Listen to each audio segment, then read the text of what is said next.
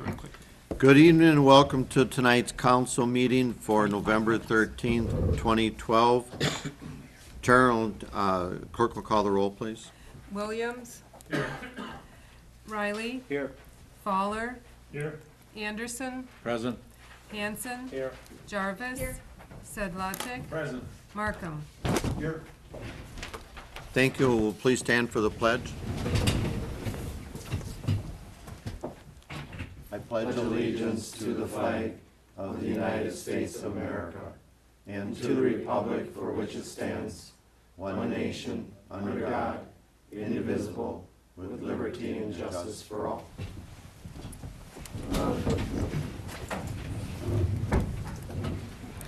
Next item on the agenda is the approval of the items for consideration on the consent agenda. Chair will entertain a motion. So moved, Alder Anderson. Second, Alderman Riley. We have a first and a second to approve the list of items on the consent agenda. Any discussion? Clerk will call the roll. Markham. Yes. Sedlacek. Yes. Jarvis. Hanson. Yes. Anderson. Yes. Fowler. Yes. Riley. Yes. Williams. Yes. Motion carried, thank you. Next item is the audience portion where you get to sign up and you do the talking and we do the listening.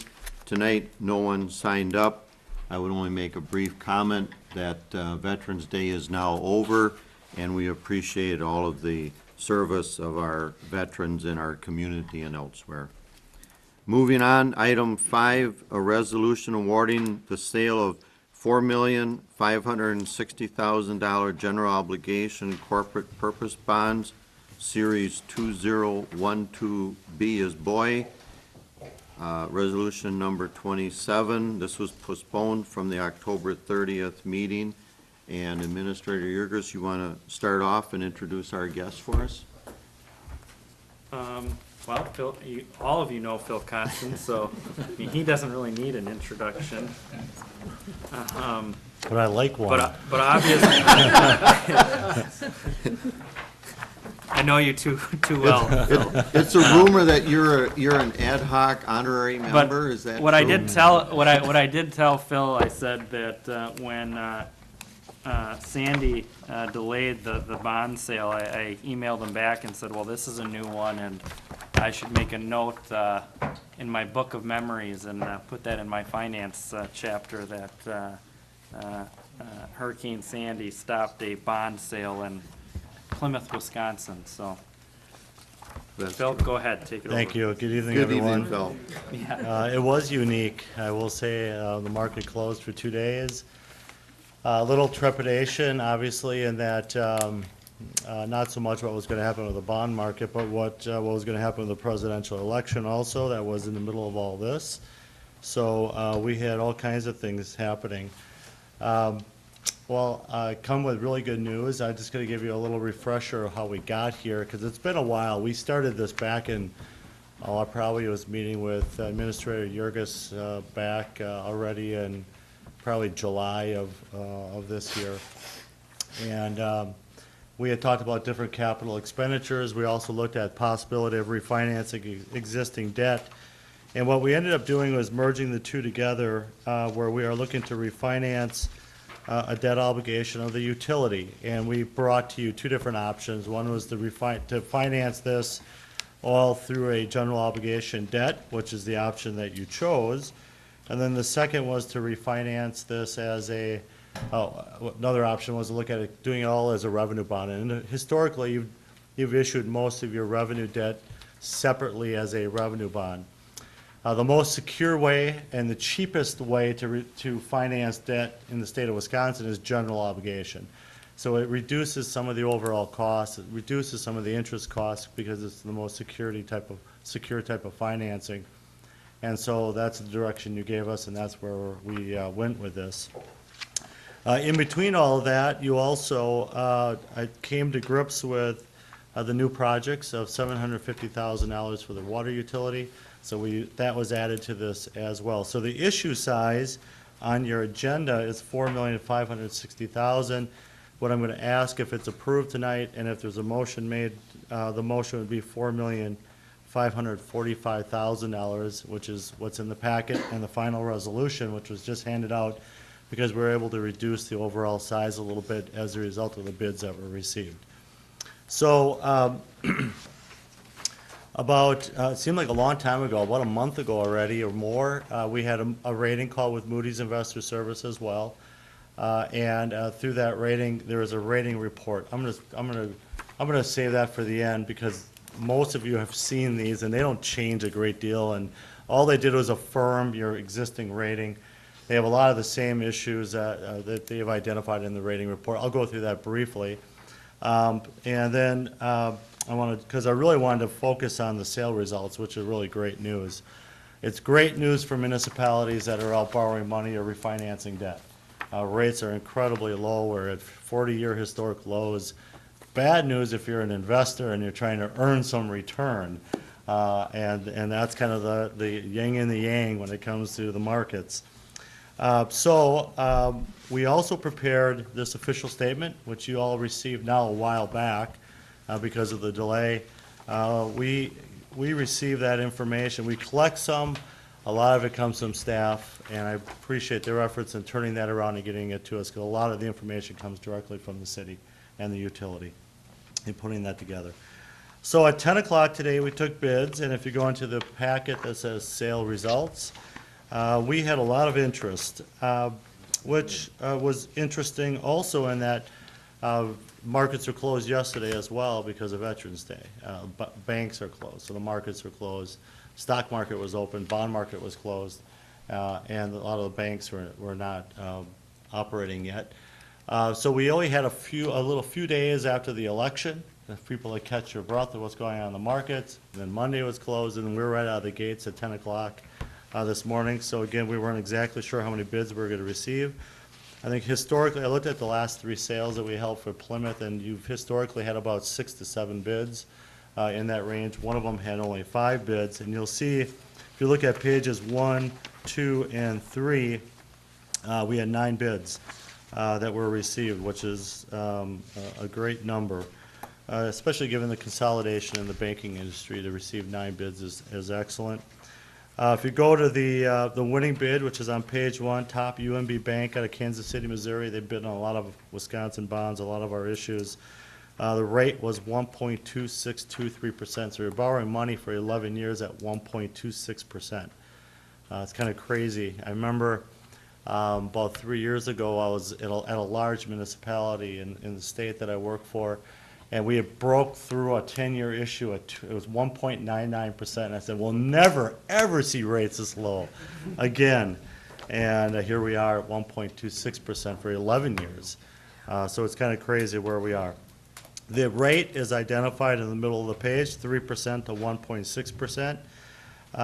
Bosk, I think I've shared with you who they are. They former M&I guys, now still doing business in Milwaukee, Bank of Oklahoma. They are a big bidder also in Wisconsin, 1.27%. We received bids on the next page from Baird, PNC Capital Markets Philadelphia, Bankers Bank Madison, BMO Capital out of Chicago, and on page 3, Piper Jaffray, Minnesota, Raymond James out of Tennessee, and Stifel Nicholas out of Tennessee. So typical state, regional, beyond regional a little bit, because we got Philadelphia and Tennessee involved here as well. So a lot of interest. Rates, again, range from 1.26 winning bid to 1.73, which was the 9th bid. So quite a gap between the two.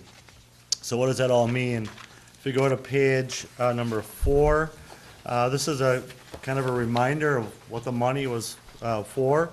When they bid interest rate, and they bid what's called a discount. It's like a points, if you will. And the points they bid were a little bit less, so that's why we were able to reduce the actual issue size by $15,000. So the final amount is again $15,000 less than what you authorized. The real juice here is that rates are quite a bit lower than what we showed you. So if you go to page 5 and 6 and you look at the entire issue, what we had estimated for total principal and interest is on on page 5. On page 6 is actual, it's about $194,000 less in total interest that would be paid, principal and interest that will be paid as a result of the bids that were received. And a big reason why this was moving forward was that we wanted to refinance the 2003 debt issue. At one point, we were just going to move forward with that as a standalone refinancing because it made sense. So a couple things are happening here when you refinance debt. This is what's called an advanced refinancing. It's not callable until 2015. So you set up an escrow. We do that. You set up an escrow. And then the old bonds that are not called actually get paid off until the call date, and then they are replaced with the new bonds that have been sold. And we estimated a savings by going through that process. And on the far right-hand column of page 7, we estimated a savings of future savings of $726,000. However, $392,000 of that was money coming from the utilities reserve fund. So as the utility borrows money, they borrow money, and they have an established reserve fund that sits in an account. Well, as you remove debt from the utility, you freed up some of that reserve to be able to reduce the amount of outstanding debt that you're going to borrow. So actually, the total net savings, second column from the bottom, we estimated $336,000, which was about 6.5% present value. So what percent of the outstanding bonds are being saved? It was a little bit, it was around 6.5% is what we projected. On page 8 is the actual sale results, focusing on those same numbers. Total net savings instead of $336,000 is $501,000, so almost $50,000 a year in actual savings to the utility that they'll have to budget, $50,000 less for this existing debt. And the net present value jumped all the way to 11.2%, which is a big number. I know it's just a number on the paper to you folks, but we look at these things all the time, and it's a big number. We refinanced debt at 3% savings, 3.5%, and this is 11%. So it really turned out great, great savings for the utility. I was telling John earlier that when we compared your total debt payments on the existing, just the 03 bonds, if you didn't do anything, with the refinanced and the $750,000 borrowing, there's actually a net savings to the city. So essentially, by refinancing this debt, the $750,000 has no impact on your, if you'd have left everything alone. So it really turned out well. Page 9, 10, 11, and 12 is the Moody's report. I'm not going to sit here and read it to you. It's really hasn't changed. And for those of you who've sat here and listened to me, probably too many times, some of the strengths and challenges remain the same as they've written for the last 3 or 4 years. Strengths, tax base favorably located in Sheboygan County, stable general fund reserve levels, kind of your rainy day fund, how much money you have set aside.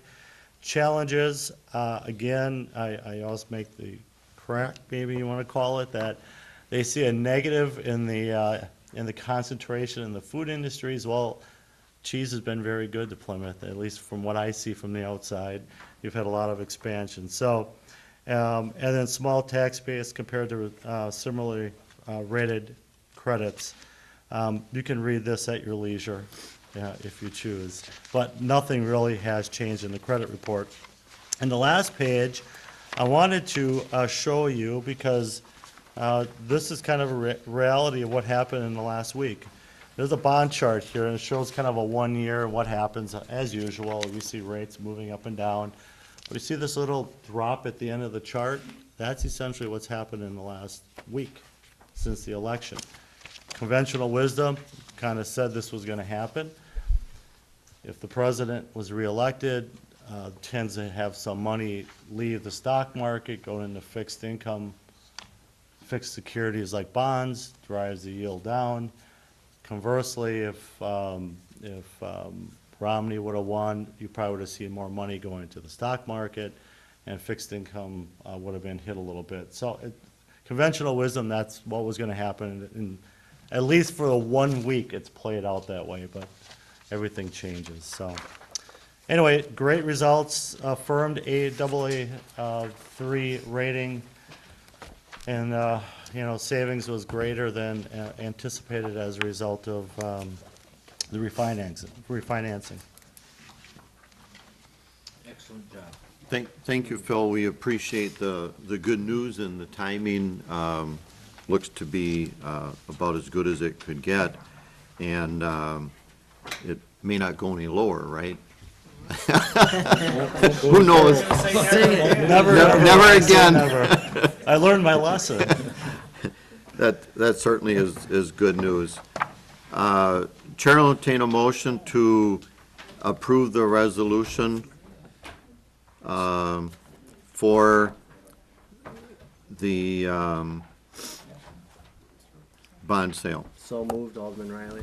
for the amount Oh, of sorry, jumped at it. $4,545,000.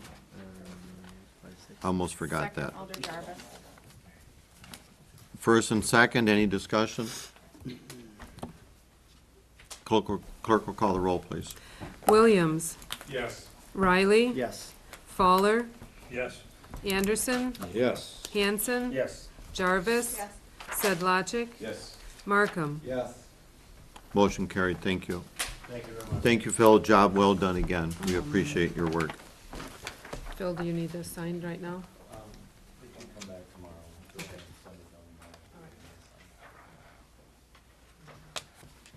Pass it over, I'll do it right away.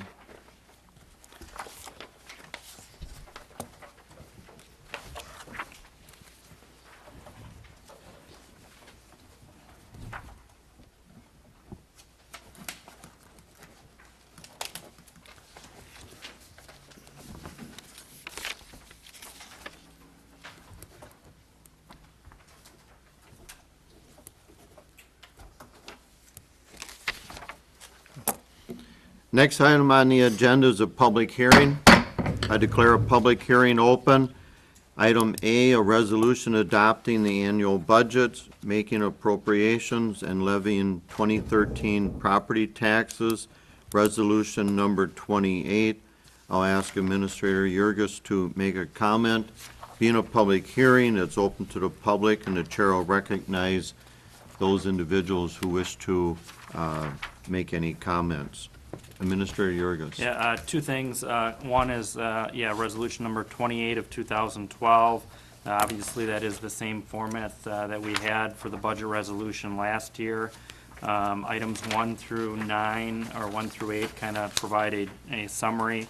The only really change or difference from what you've seen in previous budgets is where it says item number 3. The municipality shall transfer $978,805 from the general fund to the capital projects fund for 2013 approved capital projects budget. Before, the tax levy portion was $527,000 some. We've made that an even $500,000. And then where it says and other general fund revenue, actually, we increased that by $27,000. So A plus B still equals $978,805. But from just a simplicity, we just made the tax levy the simple $500,000, and even with that, we will still qualify for the ERP program in the future, assuming that program continues. I did want to quickly run through this document, 2013 budget presentation. Just want to hit some points like I did last year. When we get to the public hearing at this point, I just want to focus on the reports of where property values are going, where tax rates are going, and what is the growth in the TID. And on the first graph there, it just says City of Plymouth annual property tax levy. Again, the 2013 budget keeps the property tax levy overall equal to the 2010-2011 tax levy. So that the tax levy is not changing with the 2013 budget. The following page, I just wanted to show you, this is from the Wisconsin Taxpayers Alliance, an independent organization. Got some data for communities between 8,000 and 9,000. Obviously, the lowest levy shown is Holmen, Wisconsin, and then Rhinelander, Wisconsin is the highest with communities in that population. You'll see that Plymouth is in the lower third bracket at the number 4 spot, but that just provides some perspective as to how the city of Plymouth compares to other communities similar in population. And this is just for communities closest to the city of Plymouth's population. It doesn't take into factors such as industry or, other factors which could, may make communities a little bit different, but just from a raw population perspective. On the following page, wanted to point out again, this is something that shouldn't be a surprise to you, because we've talked a little bit about this. That the TID-out equalized value has decreased, continued to decrease 2009-10. You can kind of see the high point, and over the last couple of years, we've seen the equalized value drop a little bit.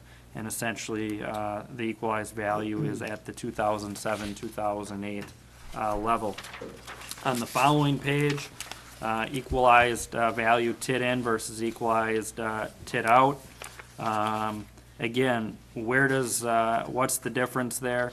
Well, in 2012-13, you see that including all of the TIF value, the equalized value of the city is $654 million. The TID out, subtracting the TID out, it's $571 million. Basically, the tax increment that is generated in the TIF district is essentially the difference between TID out and TID out values. But as you can see, we've decreased, continued to decrease, and with all else being equal, even though that the property tax levy remains the same, because values if you look at it on an equalized basis, because the equalized value has decreased and we're still levying the same amount of money, the equalized tax rate increases from $6.80 to $7.02. Now, the only reason in previous years city staff did not report what the equalized tax rate is, that's just something I've included as part of the budget process, because if you want to compare what tax rates are between jurisdictions and between communities, you should really look at what the equalized tax rates are, because that is the spread of the tax levy versus the fair market value, and so you really want to compare those tax rates. So I do report that. Again, the following page, just where the equalized tax rates have gone over the years, continue to go up, and again, part of that is driven by equalized value decreasing. On the next page, the assessed value trend TID-in, although equalized value has decreased, the assessed value has continued to increase. And in terms of what's going on between 2011 and 12 and the 12 and 13 year, I would probably say a big impact of that is probably the Sargento corporate headquarters coming into the city, which was a $9 million project. On the following page, again, this just shows the assessed value TID-in versus assessed value TID-out. Again, the difference or the spread between those numbers is essentially what the TID increment is based off of. So the further those are apart, what that says is that there's more growth in TIFs than in non-TIFs. So that's not necessarily a bad thing. That shows that, indicates that the TIFs have continued to have some growth. The following page, the City of Plymouth assessed tax rate. Now, equalized tax rate went up, but the assessed tax rate actually went down. So that's the second year in a row where the tax rate has gone down. If you look back in 2006, 2007, we were at $7.48. Then 2007 and 8, we were at $5.88. What happened there, I believe the primary reason that dropped was because the city did a reval, a citywide reval. A couple years before that, you'll also see a drop, and That data's not on here, but the reason is because we closed a TIF district, and so that's why the rates dropped.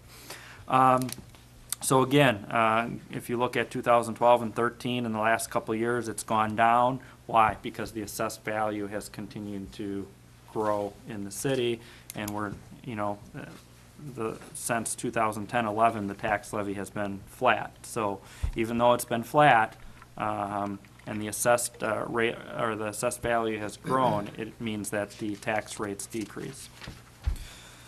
So then on the next page, it just shows equalized tax rate versus assessed tax rate, and you see there's a divergence, 702 versus 668. Again, equalized values have dropped, assessed values have climbed, and so what you're going to see is a greater spread between equalized and assessed tax rates. Now, last year, we were at, from an assessed value ratio, assessed value compared to the fair market or equalized value, we were at 100.74. What that means is that we are almost 1% assessed 1% more than fair market value. This year, we're at about 105%. And so basically the assessed value is more than the fair market value. Now, to be in compliance with the Department of Revenue, we have to be between 90 and 110. So depending on what happens in the next year or two, we may be seeking a reval. And so something I've talked with the clerk treasurer about is that in the 2014 budget, we may have to consider setting money aside or think about setting some money aside for a future reval. Because when we did that, I want to say, I wasn't here when we did it, but I want to say that cost around $75,000. And so that's not part of our budget now today. But if property values continue to go in that direction, we could have a future compliance issue and we'd have to do a reval in the community. And so we may want to think about setting some money aside regardless for that purpose in the future. Not something I'm worried about at this point, but we may want to look at that in 2013 when we do the 2014 budget. The following page, again, TID growth and equalized value. Well, first glance, well, that's good. It's a trajectory up, right? In the 2012 and 13, it's actually a mixed bag. It increased from 80,421,000 to 82,918,000. So obviously, the value in the TIDs have increased. But actually, TID 4 in value dropped by 4%. TID 5 dropped by 8%.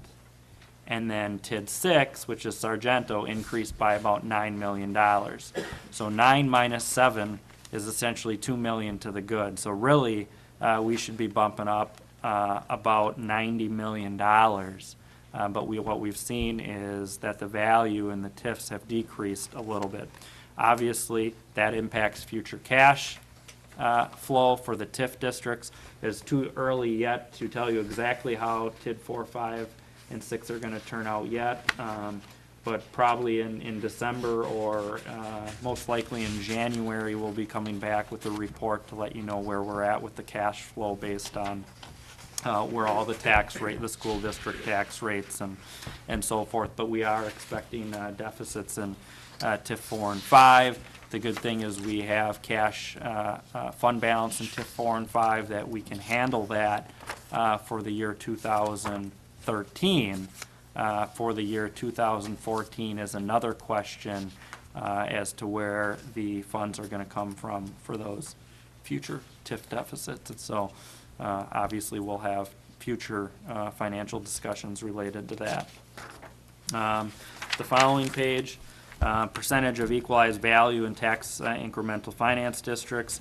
I've seen this anywhere from 0% if it's a community's first TIF to, I want to say, Warren, Wisconsin with the Jellystone development where like 75% of the community was in TIF.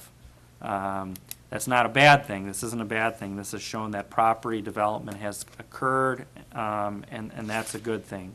How it works is no more than, you can't create an additional TIF district or expand your geography in a TIF district if 12% or more of your property is within a TIF. So we're at 12.7%. That's not necessarily a bad thing. It just means we can't expand TIF in our community. If you look at the $6.68 tax rate for the city, basically that tax rate, if the TIFs are closed out and all else being equal, essentially the tax rate will decrease by 12.7%. So what that comes out to, if I remember, it would go down to about $5.83. So again, what happens is there's growth in property value. That money is diverted to the TIF districts for a period of years. The city is still levying what it needs to for the general fund budget. And then when the TIF districts close, that property value all is part of the TID out property value that drives tax rates down. I believe the next TIF district isn't scheduled to close till like 2025 or 2027. So it'll be a while before we close any TIF districts. So that is the brief presentation I had on where the tax rates are, on the TID growth, and the tax rate comparisons. That's what I wanted to go over with the council tonight. The tax rates will be incorporated in the final budget document, and depending on what's passed tonight, the final budget document will be put together at a later date, and the council will receive a final adopted copy of that along with the department head. Thank you, Administrator Yurgis. This is a public hearing. Open comments are solicited from any of those present, whether it's the council or the audience. Raise your hand and you'll be called upon.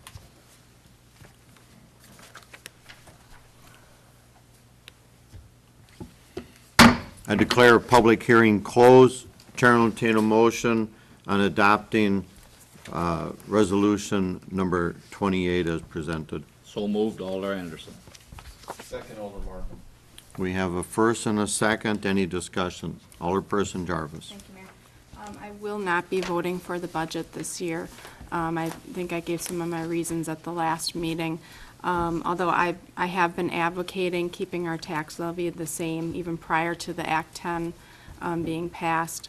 I do believe that the garbage fee of $24 being assessed to our property tax owners in Plymouth is in a way an increase in taxes to them, and it's a way of getting around putting those costs into the levy. And I think that we could have easily taken something out of the levy. We have allocated more towards capital projects this year than in previous years. And I do believe that one item in particular, the fire truck, we could have looked at a FEMA grant first, and then if we did not receive that, then we could have put that into next year's budget. Also, I don't believe that's the full cost of what the fire truck is going to cost for next year, so we can't purchase it next year anyhow. So I would encourage everyone to think about what that garbage fee means in terms of it does add a cost that's higher than the tax levy to everyone's property tax bill. And for me, I believe that we shouldn't be increasing anyone's property tax, the tax levy, I should say, until we have a few things that change in our economy. So with that, thank you. Thank you, Alderperson Jarvis. Any other comments? Alderman Fowler. I also agree with Alderperson Jarvis. I think this $24 that's going on as a separate line item in the tax bill will only continue to grow. And, you know, over the next 5-10 years, we'll be looking at $300. You won't even, it'll be out there on the tax bill as a separate line item.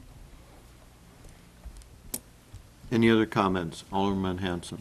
My understanding that if we put that into the general tax area, that the businesses will be paying for the individual properties tax. Because right now, as the budget is planned, the businesses downtown will not be added that particular amount, so it'll go directly to the property owners for the tax or the garbage removal. I might be mistaken about that, but I don't see putting that burden onto the downtown businesses, if I'm correct about that. Director Yurgis? you wanna I didn't, comment I'm on that? sorry, I didn't hear the comment. If the $24 is put into the whole pool of things, then the businesses downtown will be paying for the tax or the garbage disposal. Well, they will not be getting any service from us. Yeah, I mean, I've had lots of people talk to me about the garbage, and it's all your perspective on how you look at it. I would say that that if you're saying that more of the garbage is part of the levy, you could argue that commercial properties are subsidizing residential garbage pickup, which they're already doing. You could argue as part of it. But they were getting, some were getting. Some, not all. Right. I mean, a small group, like, you know, yes. In terms of the levy part of it,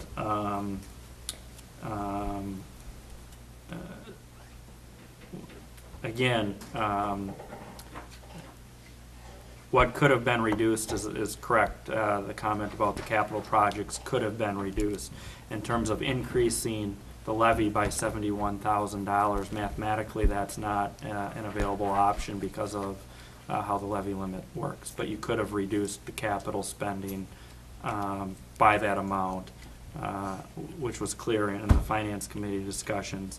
But the discussion also surrounded setting the money aside for future equipment, where we leased over 10 years and we paid interest on top of that. What this budget does is sets money aside for future equipment with the assumption that we won't be borrowing for that, or we won't be leasing that equipment for the long term.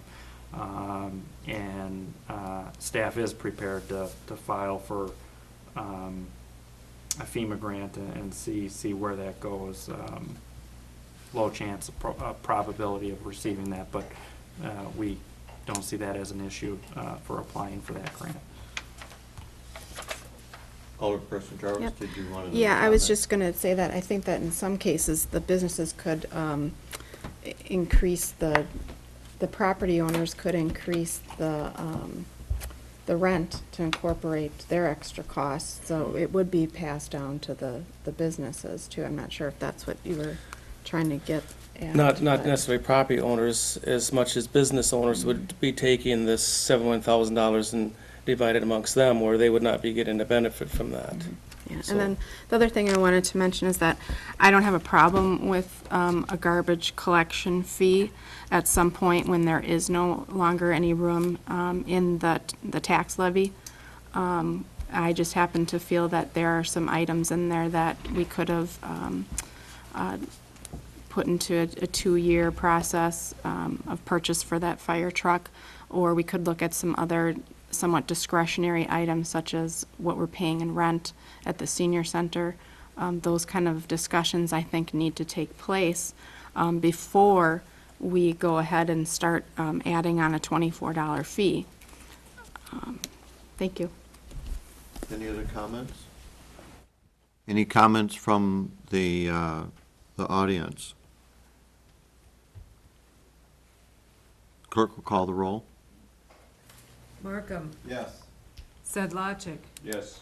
Jarvis, No. Hanson. Yes. Anderson. Yes. Fowler, No.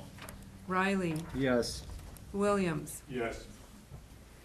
Motion carried, thank you.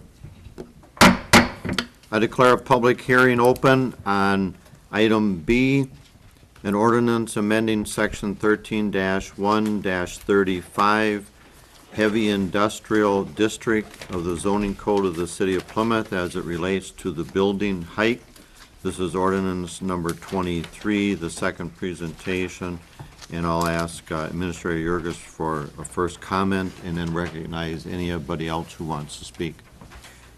This is an ordinance amendment recommended by the Plan Commission as it relates to height in heavy industrial districts only.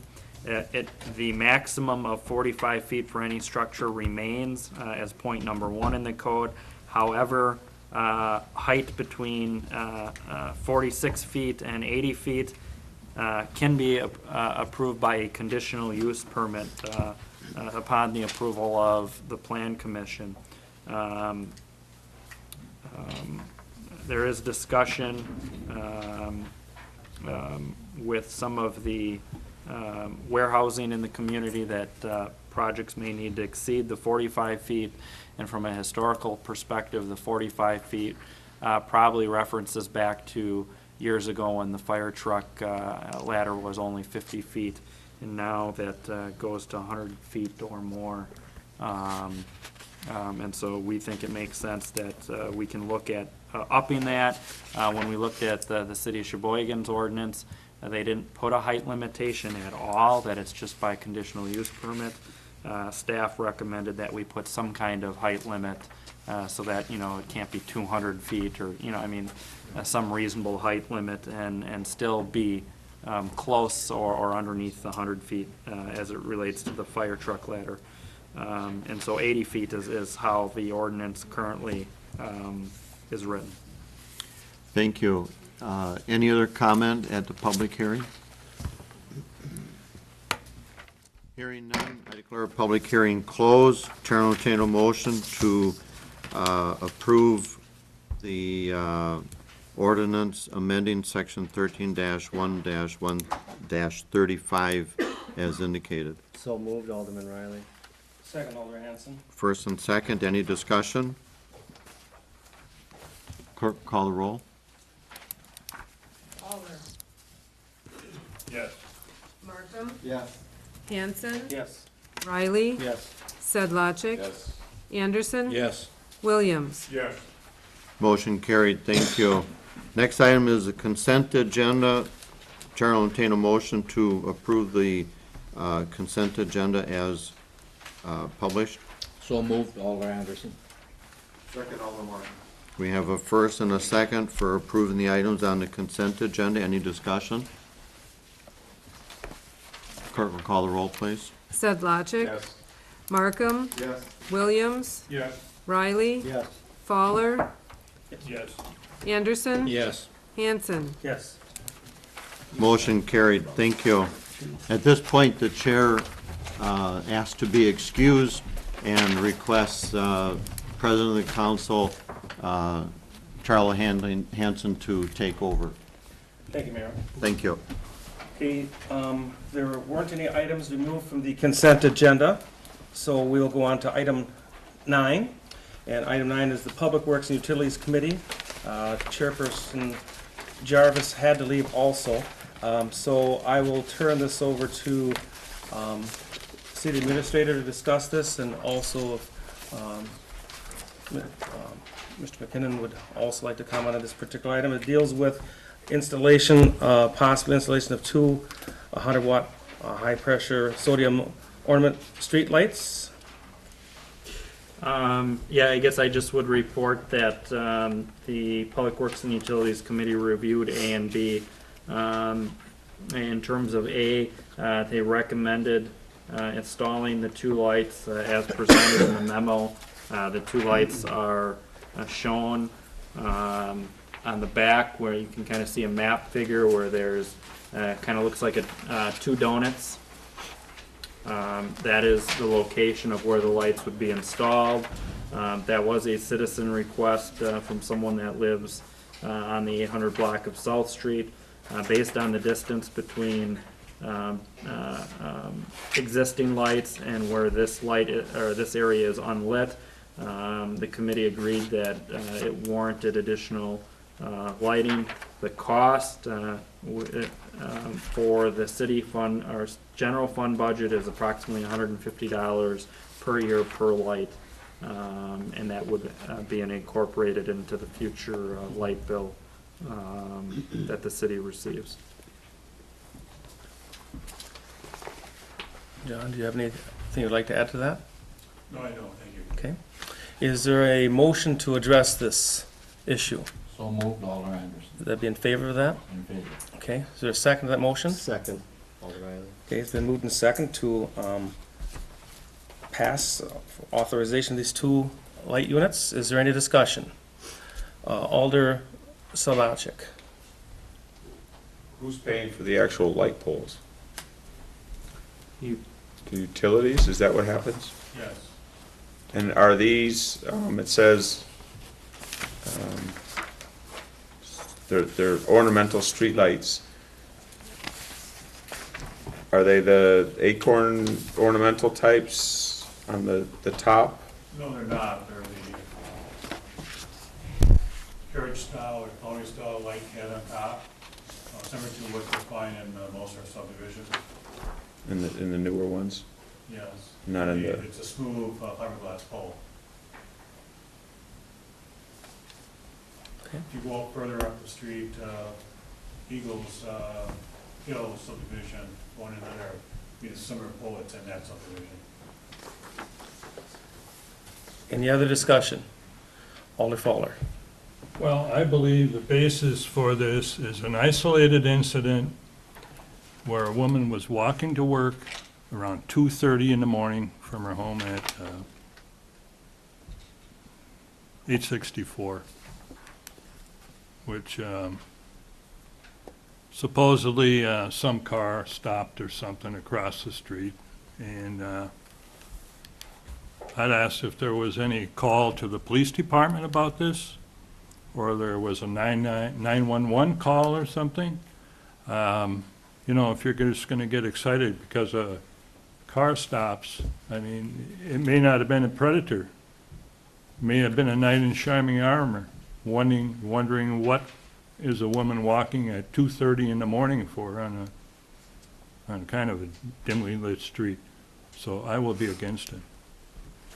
It's probably about $5,000 to put the 2 poles up, and then the $300. Yeah, it all adds up. Is there any other discussion? Seeing none, we'll have roll call vote. Clerk Huberty? Fowler, No. Hanson, Or Yes. I will not vote.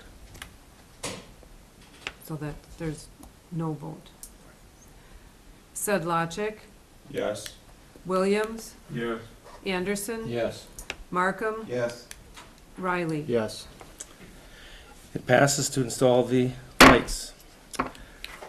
Item B, discussion and approval of the proposed maintenance well at well number 15, and by Lane Christensen Company, Pewaukee, Wisconsin, and for an estimated cost, and it's not the 61, but the cost is, and we'll, 57,475. 57,475. And I'll let Director Yurgis, if you wouldn't mind, or Administrator Yurgis? Yeah, the Public Works and Utilities Committee recommended the acceptance of the quote in the amount of $57,475. When you look at the memo from Utilities Manager McKinnon, along with the letter from Lane Christensen, you'll see that there are 3 phases. One is a pump inspection where they actually pull the pump and inspect it. Number 2 is where they actually make repairs to the pump. And number 3 is where they do some well rehab to the actual well. So there's a pump part and there's a well rehab part. Those are 3 distinct elements, 3 distinct phases of the project. The cost is not to exceed $57,475. I think, Mr. McKinnon can correct me if I'm wrong. Based on past experience, I believe we've spent around $40,000 when we've done a well rehab project. The other thing to point out is that it's been about 16 years since we've done a pump inspection and rehab project for this well, and usually the standard is once every 10 years. So it's It's met that period well beyond that. The efficiency is currently 95% of the design, and hopefully after this repair work is done, we'll be back to 100% efficiency. So that's what I have to report on it, unless Mr. McKinnon has anything he wants to add. Technical point, and that is the contractor that's asked to come in and do the work is his equipment that is in the well, his pump equipment, and that's why you have a single proposal. Thank you. Okay, is there a motion to address this item? So moved, Alder Anderson. Second, Alderman Riley. Moved and second to approve the contract with maintenance for the Lane Christensen Company. Is there any discussion? Seeing none, we'll proceed to vote. Clerk Huberty, would you take roll, please? Sedlacek, Yes. Markham, Yes. Williams, Yes. Riley, Yes. Fowler, Yes. Anderson. Yes. Okay, passes to approve it. Next, we go on to item number 10, the Finance and Personnel Committee, and the meeting of the November 13th, and for the discussion and approval of hiring of the apprentice lineman at Plymouth Utilities, leaving the second line crew foreman position unfilled. And the chairperson, mayor, who is not present, will again go to our city administrator, Jurgis. Sure. You have a memo in the packet. Finance and Personnel Committee met tonight. As you may recall, earlier this last summer, we approved filling an apprentice lineman position. That position has been filled, and we still have a qualified applicant pool. Earlier this month, or late last month, we were notified that we were going to have a retirement at a line crew foreman position. We have 2 line crew foreman position, and the proposal is to decrease to 1 line crewman foreman position and fill the vacancy instead with a new apprentice lineman position. Obviously, you can see there is some savings over the 4 years for the utilities, but from a staff perspective, the recommendation is to move forward with filling it in this manner, and we believe we'll be able to be just as effective as we are today with that change. Okay, is there a motion to address this issue? So moved, Alderman Riley. Second, Alderman Markham. Been moved and second to approve the hiring of the line apprentice and utilities and leaving the second line crew foreman position unfilled. Was this approved by the finance committee this evening? Yes, they made, agreed with the staff Recommended it. recommendation. Okay. Is there any discussion on this? Seeing none, we'll vote. Clerk Huberty, would take roll, please, again? Anderson, Yes. Riley, Yes. Markham, Yes. Fowler, Yes. Williams, Yes. Sedlacek, Yes. Motion is approved. Okay. Item number 11, acceptance of the USDA Rural Economic Development Loan of Letter of Conditions regarding a zero-interest loan for glacier transit and storage. INC/GTS Solutions and LC Project authorize mayor and the city clerk to sign such document. Administrator Jurgis. In your packet, you have the materials from USDA Rural Development. Really, behind the cover letter, there's a 3-page document called Rural Economic Development Loan Letter of Conditions. And there's some information in there. Just call out that at this time, all this document does is approve accepting the award for the GTS project.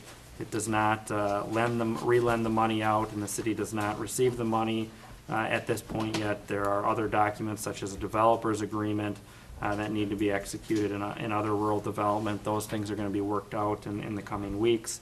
And at this time, we're just approving that we are accepting the letter of conditions, and we have, after this, we have 120 days to basically implement all of the rural development requirements. Otherwise, after that point, the award would no longer be good, and we would have to reapply to the program. Is there a motion to address this issue? So moved, Alderman Markham. Second, Alderman Riley. And moved and second to accept the USDA Rural Economic Development Loan Letter of Conditions regarding the zero interest. Is there any discussion?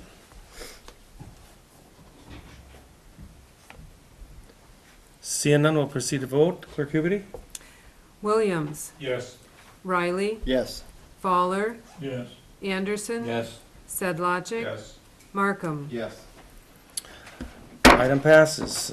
Item 12, adjourn to the 8 PM, November 27th, 2012. Is there such a motion? So moved.